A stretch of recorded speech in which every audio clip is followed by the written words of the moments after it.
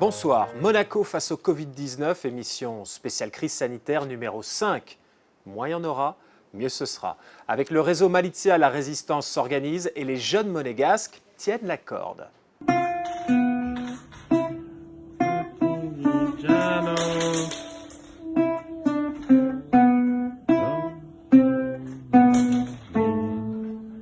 Bravo Sacha, super. Clairement encore un amateur de la Casa des Papel.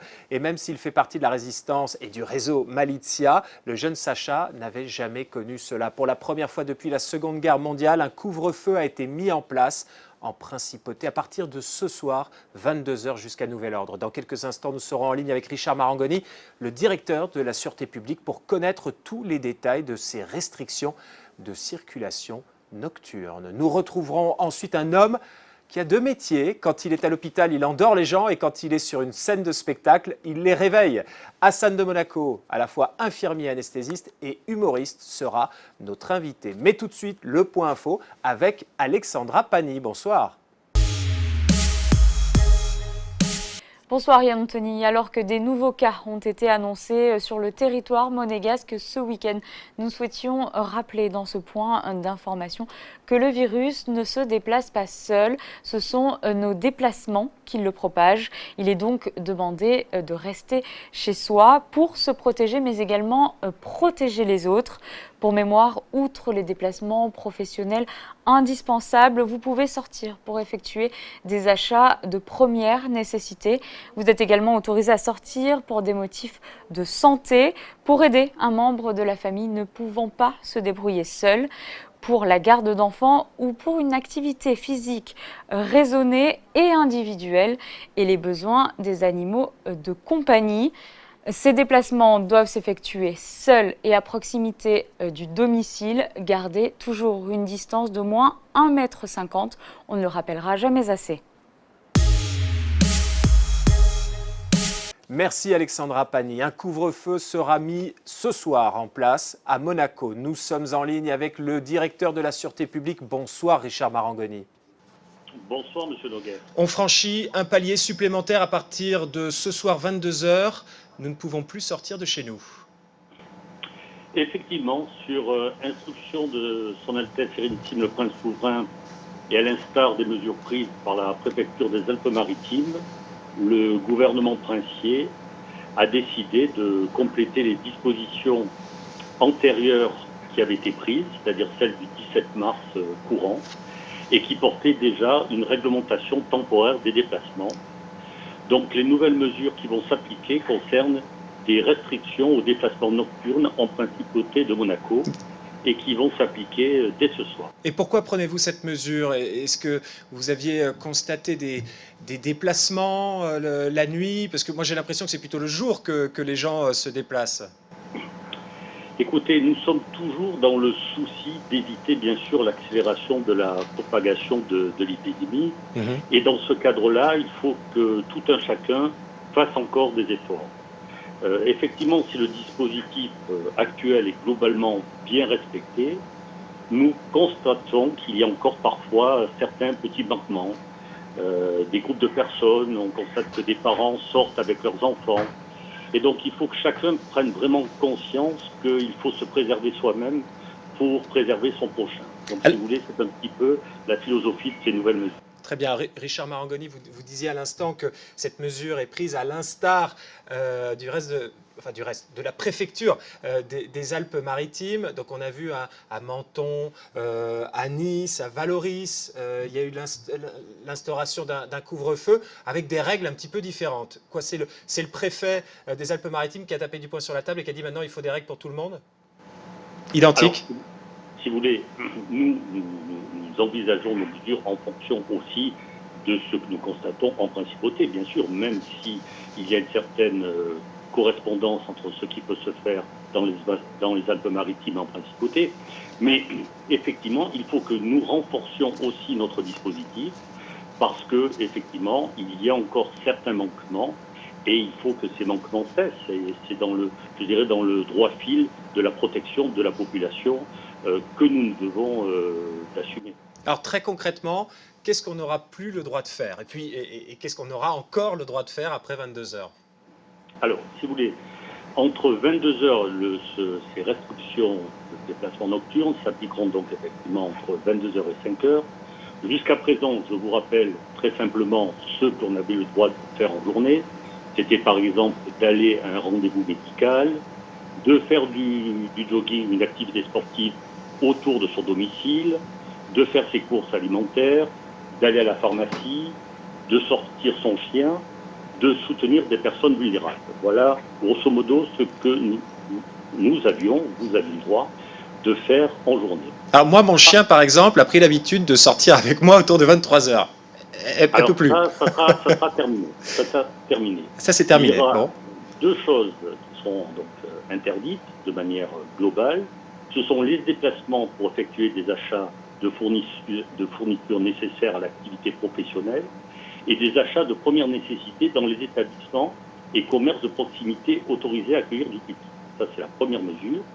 La deuxième mesure concerne les déplacements brefs à proximité du domicile, liés à l'activité physique individuelle des personnes et aux besoins des animaux de compagnie.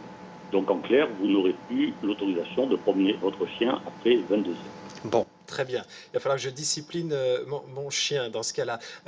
Les commerces, par exemple, est-ce qu'il y a des règles qui s'appliquent pour eux? Donc ça veut dire qu'ils doivent fermer à 22 heures ou ils doivent fermer un petit peu plus tôt? Comment ça se passe? Non, les commerces pourront rester ouverts jusqu'à 22 heures, mais ne pourront plus accueillir du public à partir de 21h30.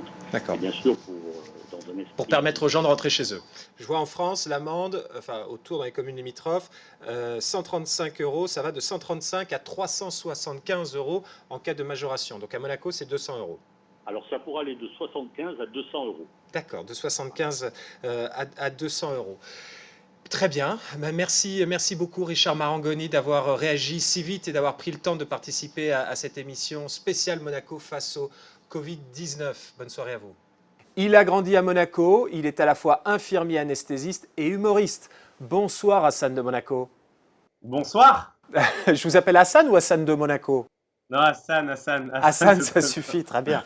Merci beaucoup d'être avec nous. Alors vous êtes chez vous, vous devriez normalement être sur les scènes de toute la région, de la France, du monde entier, mais malheureusement vos spectacles ont été annulés. Exactement, oui, comme beaucoup d'humoristes, je suis en pleine pause artistique. J'avais des dates un peu partout en France, des dates même en Algérie qui ont été pour le moment annulées, certaines décalées. Bon, comment vivez-vous cette période de confinement? Vous êtes seul ou vous êtes à plusieurs dans l'appartement?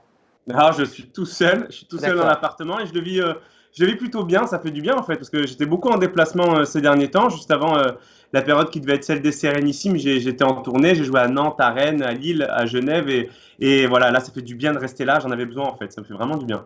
Bon, très bien, donc vous profitez de ce confinement. Est-ce que ça vous inspire d'ailleurs pour vos sketchs? Parce que je vois vous-même, vous dites que vous êtes le Doliprane de l'humour, parce que, donc, je l'ai dit, vous êtes infirmier, anesthésiste. Donc là, vous êtes vraiment au cœur de l'action. Est-ce que ça vous inspire? Est-ce que vous allez nous faire un sketch sur le coronavirus?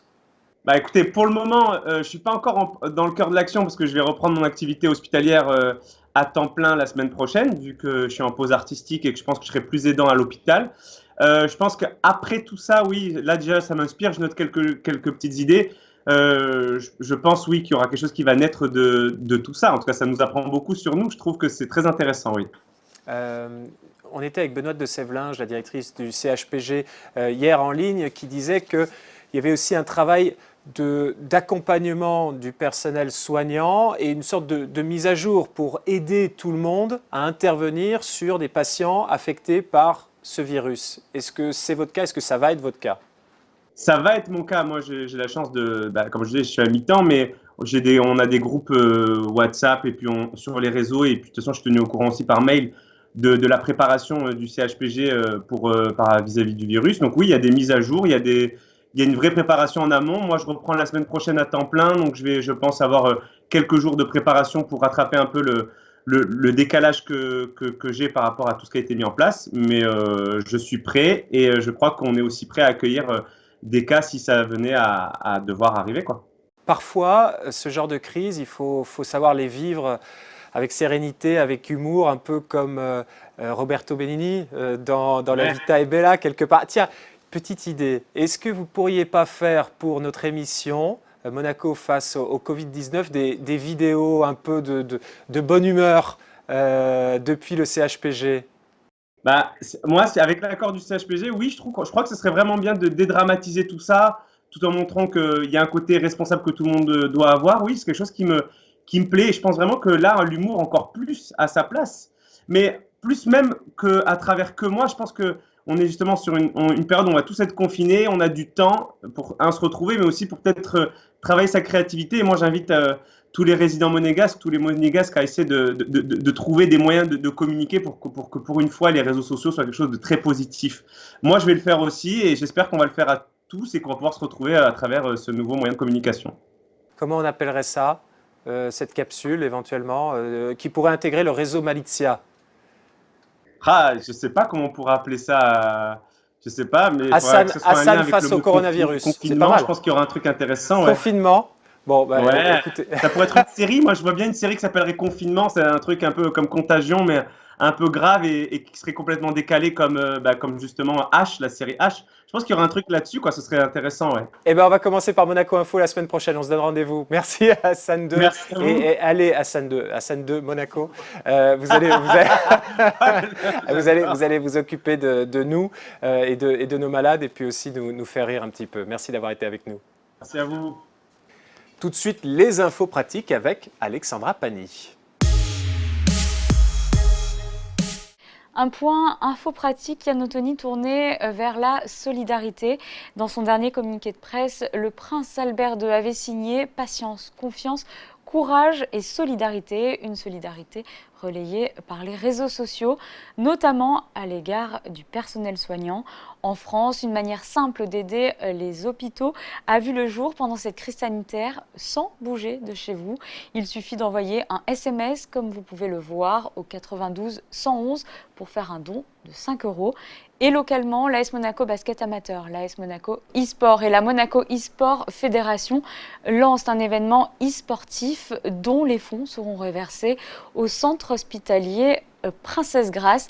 L'inscription de 5 € minimum est possible jusqu'à ce dimanche minuit. Les matchs se dérouleront à partir de lundi 14 h à vos manettes.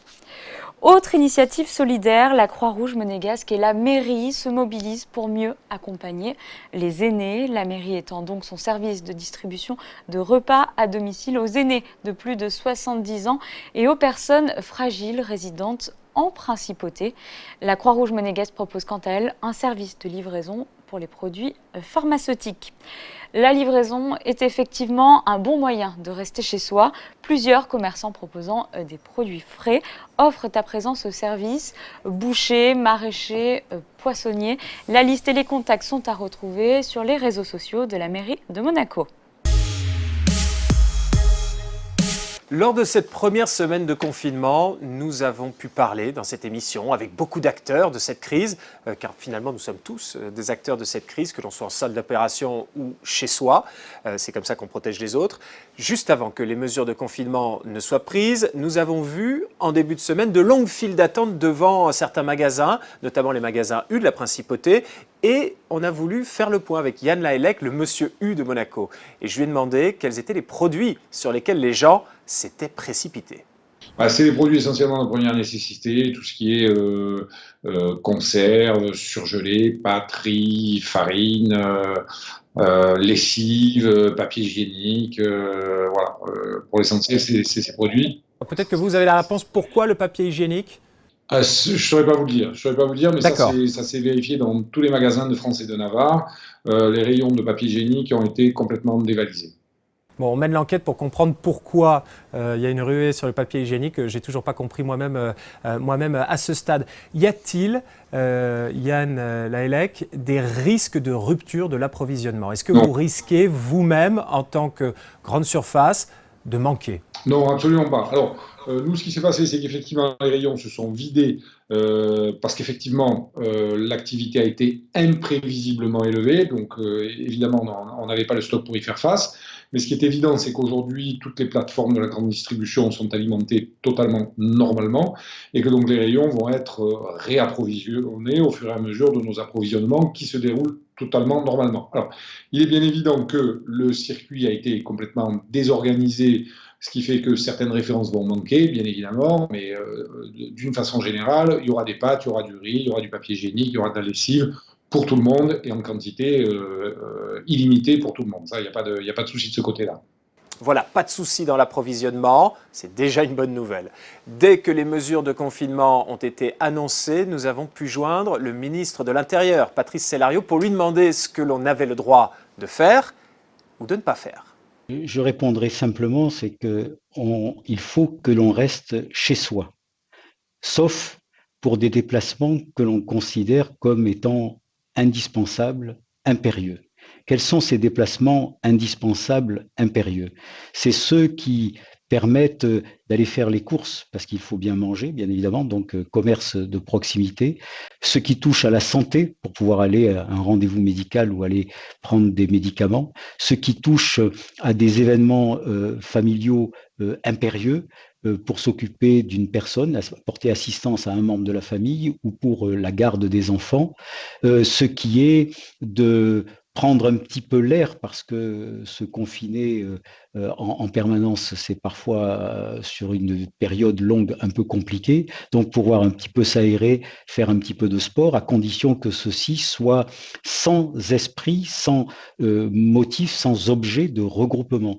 Si on reste seul, éloigné les uns des autres, on ne risque pas d'attraper le virus, on ne risque pas non plus de le transmettre. Donc l'élément, ce sont ces déplacements-là qui sont autorisés de la même manière pour sortir un animal de compagnie, mais dans l'esprit de ne faire aucun regroupement. Est-ce qu'il faut des justificatifs particuliers pour aller sur son lieu de travail, par exemple ? Alors, je disais, l'autre motif important, parce que tous les motifs que je viens d'évoquer, les 4 motifs que je viens d'évoquer, sont des motifs personnels vis-à-vis de l'individu. Les courses, le médecin, les enfants, l'animal de compagnie. Après, il y a le motif professionnel. Il faut bien évidemment encourager, généraliser le plus possible le travail à distance. Dans certaines activités professionnelles, ceci n'est malheureusement pas possible. Il y a certaines actions, certaines activités pour lesquelles on doit se déplacer. Pour celles-là, il faut que l'employeur, après avoir recherché si le travail pouvait être fait à distance, atteste du justificatif de ce besoin de déplacement professionnel. Et alors, la personne peut effectivement se déplacer pour cette activité professionnelle. En principauté, nous n'exigeons pas la production d'une autodéclaration selon laquelle je sors pour faire mes courses, je sors pour promener mon chien. Ah, donc pas de déclaration sur l'honneur comme c'est le cas en France, par exemple? Non, pas de déclaration sur l'honneur en principauté. Nous sommes un petit territoire, une petite cité-État. Nous pensons que nous avons une possibilité, du fait de la proximité, d'être plus entendus, plus écoutés de la part de la population, que l'on puisse directement toucher la population et que l'on peut, en faisant appel à sa responsabilité, appel à son sens civique, le faire prendre et faire confiance à la population pour qu'elle respecte les consignes données. Le respect des consignes données, voilà la clé, selon Patrice Célario, en bon ministre de l'Intérieur. Nous avons appris jeudi que le souverain avait été testé positif et nous avons pu recueillir immédiatement la réaction de l'archevêque, Monseigneur David. Ma première réaction en tant qu'archevêque de Monaco, bien sûr, c'est de lui manifester une proximité toute particulière dans ces circonstances pénibles. C'est vrai qu'il y a quelques instants, je réfléchissais à ce que nous sommes en train de vivre et je me disais, on se retrouve tous démunis, pauvres, sans forcément savoir comment maîtriser cette situation au mieux.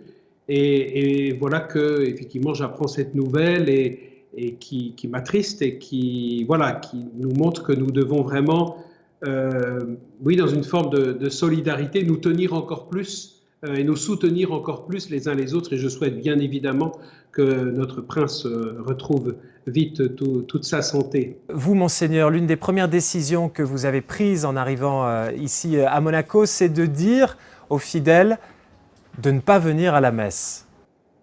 Ah oui, alors c'est un peu, c'est le comble, on pourrait dire, pour un pasteur qui vient d'arriver. J'ai été ordonné le 8 mars dernier et j'avais vraiment envie de commencer à rencontrer très largement les monégasques, à pouvoir me rendre proche, accessible, à apprendre à les connaître.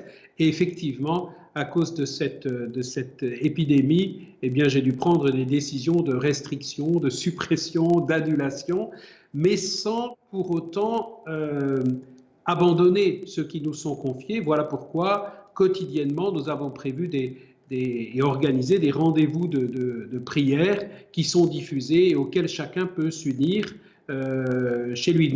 Finalement, nous ne prierons pas moins pendant cette épreuve, nous ne serons pas moins proches les uns des autres, simplement nous devons le vivre autrement, mais avec une grande attention et une grande disponibilité pour rejoindre ceux qui sont plus loin de nous maintenant, mais qui restent proches par la pensée, la prière. Et voilà. Très clairement, nous le ressentons tous. Avec cette crise, il y aura un avant et un après coronavirus. Le Conseil national a organisé une séance extraordinaire cette semaine pour faire un point avec le gouvernement. Le prince a souhaité s'exprimer devant les élus par la voix de son ministre d'État, Serge Autel, avec un message de fermeté et un cap à tenir en période de crise. En période de crise, plus encore qu'en temps ordinaire, il appartient au gouvernement d'administrer au quotidien la principauté, c'est-à-dire d'assurer la mission générale de maintien de l'ordre public et de fonctionnement des services publics. Il y aura plus tard un temps pour le débat politique. Aujourd'hui, le temps est à l'urgence. Notre réponse à cette urgence nous permettra de sortir dans les meilleures conditions possibles de cette pandémie mondiale. Notre seul objectif, notre objectif à tous, est de préserver la santé de notre population et de soutenir notre système économique et social. C'est la raison pour laquelle je vous demande d'appuyer l'action de mon gouvernement. Le temps est au respect des rôles et le temps est à l'urgence, tout particulièrement du côté du CHPG évidemment. Sa directrice, Benoîte de Sévelinge, a pris le temps de nous répondre, notamment pour nous dire qui était testé ou non. Aujourd'hui, on ne teste plus que 2 types de personnes. Des personnes qui présentent des symptômes et qui pourraient nécessiter une hospitalisation. Donc, l'objet étant de pouvoir les traiter le mieux possible immédiatement. Donc, en fait, c'est des gens qui vont rentrer pour très souvent une infection pulmonaire, par exemple. Les symptômes ressemblent à ceux du coronavirus. On va devoir les hospitaliser, donc on les teste, parce qu'il faut absolument guérir ces personnes, bien sûr, mais protéger également nos personnels. Et la deuxième grande catégorie qui est testée, ce sont les professionnels de santé, puisque on a besoin absolument d'avoir cette information-là pour renvoyer les gens à la maison, sachant qu'on sait qu'on va avoir vraiment besoin de mobiliser le personnel de santé dans les semaines à venir. Et les données qui nous arrivent de Chine, là, ces derniers jours, sont plutôt encourageantes. Je suis quelqu'un d'assez positif dans la vie, donc j'ai envie de vous dire oui, ça va marcher si les gens le respectent. Voilà, toujours la même ligne. Si nous respectons les mesures, on verra le bout du tunnel. Nous vivons tous en confinement, y compris les grands gaillards de près de 2 mètres. Nous avons souhaité savoir comment Paul Lacombe, le joueur de basket international de la Rocket Team, se maintenait en forme. Un peu comme tout le monde, j'ai envie de dire, on prend des astuces un peu à droite à gauche pour faire ce qu'on appelle du renforcement musculaire. Forcément, c'est pas ce qu'il y a de mieux pour tenir la forme, mais c'est déjà un premier pas. Ensuite, on a la chance au sein du club d'avoir un préparateur physique qui nous donne pas mal d'exercices et qui a 2-3 machines qui peuvent aider, notamment ce qu'on appelle le BFR. Et voilà, j'ai accès à cette machine qui peut aider à entretenir le physique un petit peu, mais rien ne remplace à la réalité du terrain. Mais voilà, au moins, ça permet de garder une certaine forme, oui.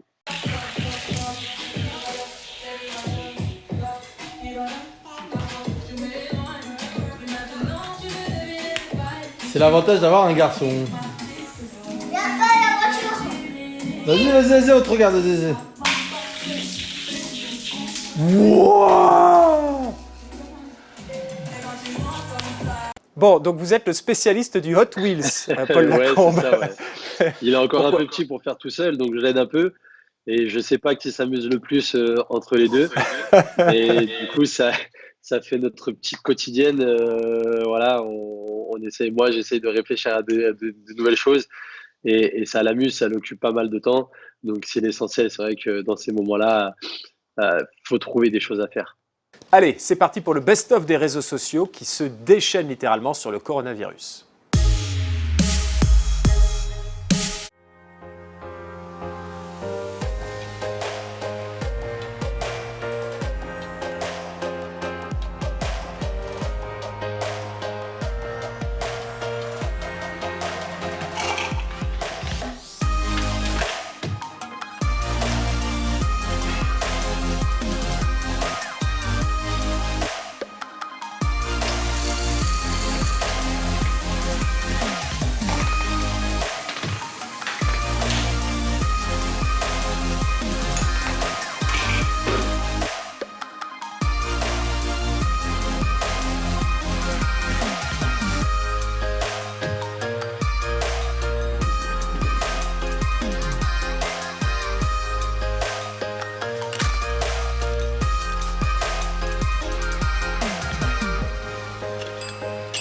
Pour bien recommencer la semaine, quoi de mieux qu'un petit rappel de ce qu'il faut faire ou ne pas faire pour se protéger et puis aussi pour protéger les autres. Nous avons demandé à Claude Fabretti de la Croix-Rouge de nous faire part de ses recommandations. Alors, les recommandations de la Croix-Rouge monégasque sont celles que l'on donne, que la Croix-Rouge, que le mouvement Croix-Rouge donne dans toutes les crises, face à des crises comme ça, et notamment pour gérer son stress. Il faut s'informer, mais s'informer avec des sources fiables. Il y a beaucoup d'idées reçues ou de propagande qui circulent sur les réseaux sociaux. Donc, les sources fiables que l'on recommande sont celles qui sont données par le gouvernement princier sur le site gouv.mc.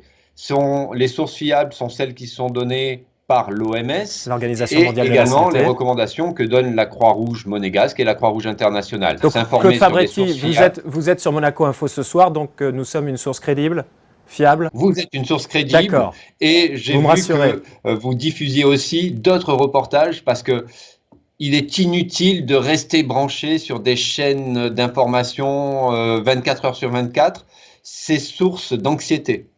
Bon, ce que je retiens, c'est que Monaco Info est une source fiable.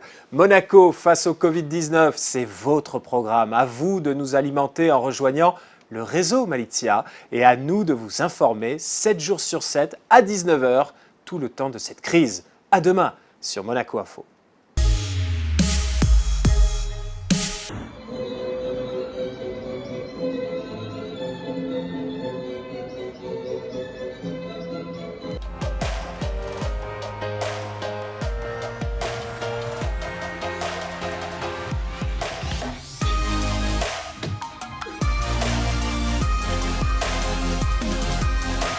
Hello, Rocker fans.